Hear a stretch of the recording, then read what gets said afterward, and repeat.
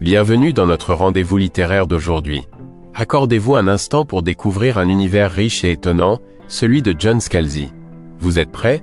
Parfait, parce qu'on commence tout de suite par une plongée dans son monde captivant. Alors voilà, Scalzi n'est pas juste un nom connu, c'est un vrai mordu de science-fiction.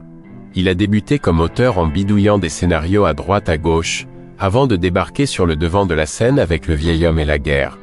Imaginez un futur où l'humanité est en perpétuelle lutte pour sa survie au milieu d'innombrables espèces étrangères.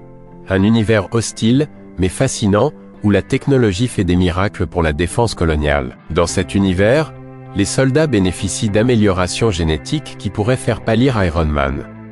Eux, ce sont les défenseurs de l'humanité, chargés de tenir tête à des races aliens aux capacités destructrices. Ces soldats, on les appelle les forces de défense coloniale, et certains d'entre eux sont plus spéciaux que d'autres, car ils appartiennent aux brigades fantômes. Dans les brigades fantômes, le deuxième opus de Scalzi, on plonge encore plus profond dans cet univers, au cœur de la technologie et de l'espionnage. Un monde où la manipulation mentale et la conscience humaine deviennent des outils de guerre. Scalzi nous entraîne dans une intrigue où la recherche de nouveaux mondes s'enchevêtre avec des alliances dévastatrices. L'enjeu? Rien de moins que l'avenir de l'humanité elle-même. Les espèces aliens telles que les Rhéés, Eneshan et Aubin jouent un rôle clé dans cette lutte complexe. La découverte d'une alliance entre ces espèces et un traître humain met un coup de projecteur sur les choix moraux à venir. Alors, êtes-vous prêt à plonger tête première dans cette aventure épique? Restez avec nous, car la suite promet d'être palpitante. Imaginez un scientifique brillant, mais complètement à la dérive. C'est Charles Boutin, le cerveau derrière une technologie de transfert de conscience inédite. Jusqu'au jour où le pire cauchemar des forces de défense coloniale devient réalité. Boutin a retourné sa veste et pactisé avec les aliens. Imaginez la panique qui règne dans les bureaux de commandement de la CDF. Trahison en cours, mise à jour en direct. Boutin n'a pas seulement trahi, il a créé une coalition alien efficace pour anéantir l'humanité. Des discussions qui s'avèrent tendues, pour définir le prochain mouvement crucial. Alors, que font nos stratèges? Ils prennent une décision audacieuse, créer un soldat pas comme les autres, Jared Dirac. Conçu à partir de l'ADN de Boutin, on espère que cet hybride révélera les plans secrets de son modèle génétique. Et pour ça, il faut lui implanter la copie de la conscience de Boutin. Accrochez-vous, parce que là où ça devient palpitant, c'est quand cette copie de conscience est implantée. Rien n'est laissé au hasard, chaque synapse, chaque neurone est surveillé de près. Mais voilà, rien ne se passe comme prévu. Jared Dirac reste silencieux et on croirait presque à un échec. Dirac, une silhouette familière désormais, se fond dans la masse des recrues. Cependant, une question persiste, quand, ou même si, la conscience de Boutin se réveillera-t-elle en lui? Tandis que les jours passent, chaque mouvement de Jared est épié. Sa véritable nature sera-t-elle un atout ou un danger? Seul le temps nous le dira. D'accord, donc nous avons Jared Dirac, notre nouvelle recrue des forces spéciales, intégré comme un parfait anonyme dans l'unité. Le voilà qui s'entraîne, qui apprend les ficelles du métier avec ses compagnons d'armes. Et on pourrait penser que tout se passe à merveille. Mais attention, voici Jane Sagan, la fameuse, un modèle de discipline et de leadership, toujours prête à prendre les décisions les plus difficiles. Avec Jared sous sa responsabilité, elle veille, observe, et se questionne. Qui est-il vraiment ce nouveau soldat et que cachetait-il? Une relation intéressante commence à se tisser entre elle et Jared. On parle ici de respect, mais aussi de méfiance. Un échange de regards, quelques mots échangés en toute discrétion, et quelque chose de spécial se construit. Jane se demande sans cesse ce qui se cache réellement derrière ce visage impassible. Mais bientôt, la routine est rompue par des événements dramatiques.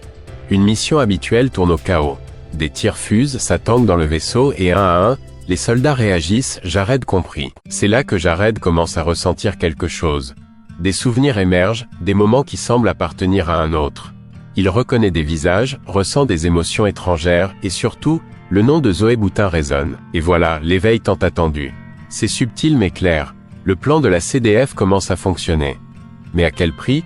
Jared est sur le point de découvrir des vérités inquiétantes en désapprenant à être lui-même. Cette aventure ne fait que commencer, et les enjeux deviennent de plus en plus lourds. Alors que les jours passent, Jared Dirac se transforme peu à peu. Ses pensées s'entrelacent avec des réminiscences de Boutin. Tout doucement, ses gestes et ses mots prennent un air familier, celui d'un homme qu'il n'a jamais rencontré. Pourtant, au milieu de ce tourbillon de changements, Jared garde son essence propre. Il est résolu à ne pas sombrer dans l'ombre de Boutin. Jane Sagan, toujours à l'affût, note que Jared devient de plus en plus boutin. Elle l'observe, attentive à chaque mouvement. Ce qui se passe pourrait bien changer la donne. Mais elle sait aussi que Jared lutte, il résiste à ses influences internes.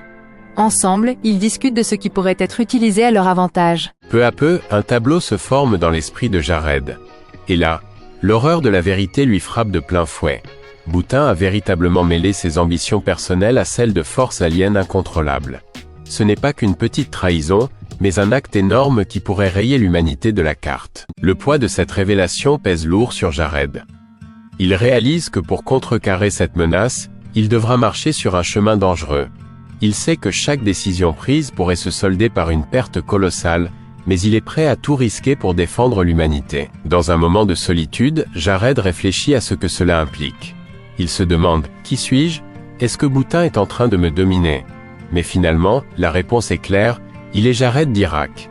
Il choisira son propre chemin et non celui imposé par Boutin. C'est alors que Jared prend sa résolution. Il ne perdra pas de vue ce qui est juste. Avec Jane et son unité à ses côtés, il se lance dans une quête désespérée pour déjouer les complots de cette alliance perfide. Leur destin s'annonce plein d'épreuves et de courage. La tension est à son comble alors que l'équipe menée par Jared Dirac et Jane Sagan s'approche de leur mission la plus périlleuse. Un plan très précis a été établi pour contrer les manœuvres de Boutin avec les Aubins. Ensemble, ils partent sur une planète hostile, sachant très bien ce qui est en jeu. Jane, fidèle à elle-même, dirige son escadron avec détermination et précision. Elle sait combien cette mission est critique. Chaque soldat est prêt, conscient du rôle crucial qu'il doit jouer. Leurs regards partagent cette compréhension, ils sont tous sur la même longueur d'onde. La descente commence, et Jared sent l'urgence dans l'air. Chaque son, chaque mouvement suscite des soupçons. Mais ils avancent, déterminés. Ils savent que Boutin a déjà préparé le terrain, mais ils ne sont pas sans atout. Soudain, tout bascule. Un contournement ingénieux créé par Boutin s'active, plongeant le chaos sur le champ de bataille. Les systèmes se dérèglent, beaucoup de soldats sont paralysés, incapables de réagir. Dans ce chaos, Jared et Jane gardent la tête froide. Il n'y a pas de temps à perdre. Leur entraînement prend le dessus et ils adaptent leur stratégie instantanément. Ils savent que Boutin est plus proche que jamais d'accomplir son plan néfaste. Mais ils ont encore quelques atouts dans leur manche. Réunis, Sagan et Dirac mobilisent leur équipe pour une contre-offensive. Dans un mélange de ruse et de courage, ils se battent pour regagner le contrôle. Leur riposte est implacable et malgré les obstacles, un espoir persiste de retourner la situation. Voilà où tout nous mène. La Lune, scène d'un ultime affrontement. Ici se joue la confrontation entre Jared Dirac et un Boutin enivré par sa machination. Boutin, furieux de voir son jeu de dupe menacé, n'a qu'une solution. Un tête-à-tête avec Jared. Les mots fusent, chaque syllabe chargée d'une tension palpable. Boutin veut reprendre ce qu'il considère comme son âme, son identité. Pour Jared, c'est l'heure de vérité. Son but, empêcher Boutin d'atteindre ses objectifs destructeurs. Avec une audace froide, Boutin met en marche un appareil capable de réaliser un transfert direct de conscience. Il vise à absorber Jared, à effacer sa volonté, à envelopper son être. Jared sent une marée impitoyable s'abattre sur son esprit. Doit-il se laisser faire? Jamais. Au sein de son esprit tourmenté, Jared résiste. Non, il n'est pas question de céder. Un sursaut d'énergie et de passion émerge. Et là, il trouve la réponse, un moyen inattendu de contrecarrer Boutin. Jared a un dernier atout. Un cheval de Troie numérique soigneusement conçu. Invisible, il attend son moment. Si Boutin s'approche trop près de la victoire, il en ferait une arme fatale. Et Boutin ne voit rien venir. Au moment où il croit triompher, le piège de Jared se referme. C'est la dernière manœuvre la plus éclatante. La lutte cesse, les rôles s'inversent. Jared n'est plus seulement vivant, il est victorieux. Après la tempête, le calme. Sur cette lune troublée par le conflit, le vent de la victoire commence à souffler. Jared Dirac, bien qu'absent physiquement, imprime sa marque sur cette victoire. Son dernier acte héroïque transcende même sa propre existence. Avec un ultime sacrifice, il a échangé son être pour la paix de tous. Dans cet épilogue tumultueux, Jane Sagan entreprend de sauver Zoé, la fille de Boutin. À travers ombre et poussière, l'espoir pointe grâce à cette jeune fille au rôle majeur. Jane et son équipe, des soldats aguerris, la retrouvent dans des profondeurs oubliées. Une mission qui laisse entrevoir un horizon inédit. Zoé, cette étoile montante, déborde d'une calme assurance. Autour d'elle, des visages marqués par le conflit, mais empreints de soulagement. Chaque soldat connaît désormais l'importance de cette mission. Zoé incarne la clé d'un avenir amélioré. À l'aube d'un nouveau jour, une ère de paix semble s'annoncer. Près de l'horizon, tous guettent un monde où l'ombre du passé laisse enfin place à la lumière. C'est ici que se construit leur histoire, ensemble. Un récit de lutte, de sacrifice et finalement d'espérance. Jane, le regard fixé sur le fil du jour, se remémore les sacrifices de chacun. L'écho des choix difficiles les a menés là où ils sont. Elle sait que cette victoire n'est qu'un début. De nouveaux défis s'annoncent, mais l'équipe est prête à les relever avec détermination. Enfin, telle une toile de fond significative, un drapeau s'élève tendrement dans la brise lunaire.